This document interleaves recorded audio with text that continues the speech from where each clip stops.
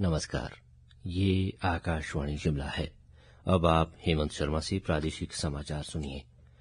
केंद्रीय स्वास्थ्य व परिवार कल्याण तथा रसायन व उर्वरक मंत्री जगत प्रकाश नड्डा की अध्यक्षता में कल देर सांय चंबा में आकांक्षी जिला कार्यक्रम के प्रभावी क्रियान्वयन के लिए समीक्षा बैठक आयोजित की गई।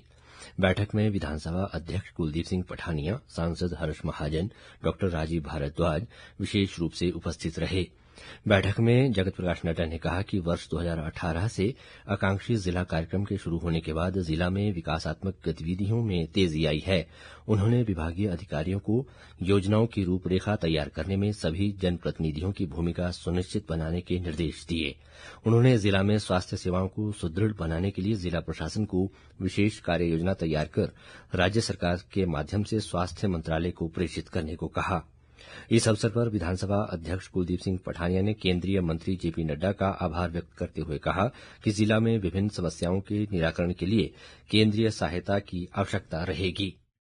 जो अपेक्षा है कि माननीय स्वास्थ्य मंत्री महोदय से कि बहुत सारे ऐसे विषय हैं जो केंद्र सरकार के माध्यम से जिनका निराकरण भी होना है, समाधान भी होना है, और उन्होंने आश्वस्त भी किया है कि जिला प्रशासन को, डीसी साहब को, कि एक विशेष नोट बनाकर ये जो सारे विषय जो आज चर्चा में आए हैं, सड़कों से संबंध, टनल से संबंध, नेशनल हाईवे से संबंध, मेडिकल कॉलेज चंबा से संबंधित, स्वास्थ्य सेवाओं से संबंधित, इरिगेशन से संबंधित, उसका एक नोट बना के वो भेजें। जिस भी विभाग से योजनाएं स्वीकृत कराने की आवश्यकता होगी उसमें पूरा सहयोग उनका मिलेगा। मैं उनका बहुत बहुत आभारी हूं और मुझे पूर्ण विश्वास है अब कि उनकी इंटरवेंशन से हमारी जो समस्याएं हैं चंबा जिला की, विशेष रूप से एस्पिरेशनल डिस्ट्रिक्ट होने के नाते, उनका समाधान होगा। जनजातीय जिला किन्नौर के पूह में आज से सामुदायिक रेडियो स्टेशन शुरू हो गया है। भारतीय सेना की ओर से प्रदेश में पहली बार स्थापित रेडियो स्टेशन का उद्घाटन सूर्या कमान के general officer commanding in chief lieutenant general Anindya Sen Gupta ने किया। राज्य सरकार किन्नौर से शिवकिला के रास्ते से होकर कैलाश मानसरोवर यात्रा शुरू करने का मामला केंद्र सरकार से उठाएगी। मुख्यमंत्री सुखविंदर सिंह सुक्खू ने कल शिमला में सेना के अधिकारियों के साथ उच्च स्तरीय बैठक में कहा कि हिंदू, जैन और बौद्ध धर्म के लोगों के लिए कैलाश मानसरोवर यात्रा का धार्मिक महत्व है और हर वर्ष हजारों तीर्थयात्री ये यात्रा करते हैं। मुख्यमंत्री ने कहा कि राज्य सरकार केंद्र से सिक्किम, लद्दाख और अरुणाचल प्रदेश के तर्ज पर हिमाचल स्काउट बटालियन की स्थापना करने का आग्रह भी करेगी। प्रदेश सरकार ने राज्य में न्यूनतम बस किराया 5 से बढ़ाकर 10 रुपये कर दिया है। 10 रुपये न्यूनतम किराया पहले 4 किलोमीटर तक लागू होगा। शनिवार को परिवहन विभाग के अतिरिक्त मुख्य सचिव कमलेश कुमार पंत की ओर से इस संबंध में अधिसूचना जारी की गई। 4 किलोमीटर से अधिक के सफर पर प्रति किलोमीटर किराया पूर्व की तरह 2 रुपये 19 पैसे के आधार पर लिया जाएगा।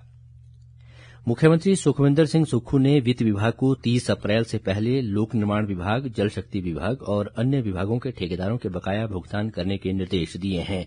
शिमला में वित्त विभाग के साथ बैठक में उन्होंने हिमकेयर योजना के अंतर्गत IGMC Shimla, PGI Chandigarh, Tanda medical college के लंबित बिलों के जल्द भुगतान के निर्देश दिए। उन्होंने सहारा योजना के लाभार्थियों की किस्तें जारी करने को भी कहा है। मुख्यमंत्री ने कहा कि सरकार द्वारा समय समय पर उठाए जा रहे प्रभावी कदमों से प्रदेश की वित्तीय स्थिति मजबूत हो रही है। प्रदेश सरकार ने बीपीएल परिवारों की पुरानी सूची ही लागू रखने का निर्णय लिया है।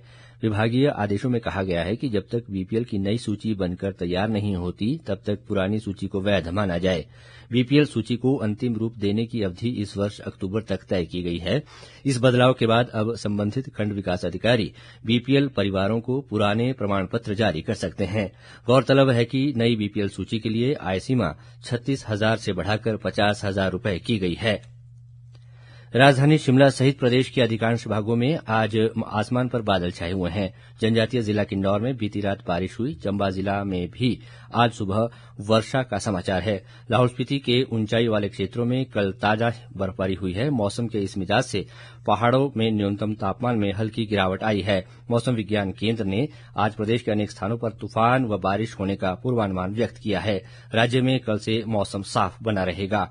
इसी के साथ ये समाचार बुलेटिन समाप्त हुआ। हमारा अगला बुलेटिन आप सुन सकते हैं दोपहर 3 बजे। नमस्कार।